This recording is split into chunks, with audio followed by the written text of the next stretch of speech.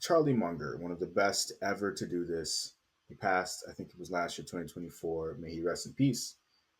He told us the first rule of compounding is to never interrupt it unnecessarily. Now, just as an example of why that's so important, just an obvious in your face example that you can't ignore.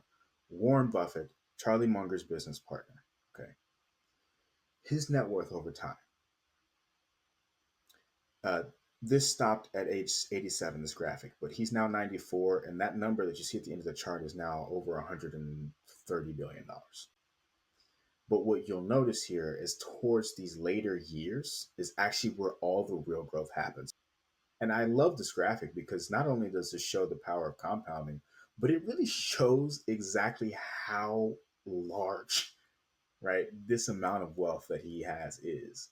Um, I think today we classify like rich people in a category, but like this is a totally different category of wealth. Um, all of that compounding, all of the biggest amount of growth happened at the end.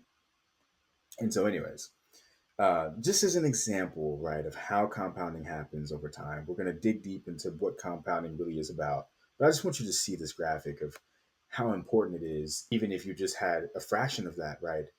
These are the kinds of numbers that you can start to see later on in your life.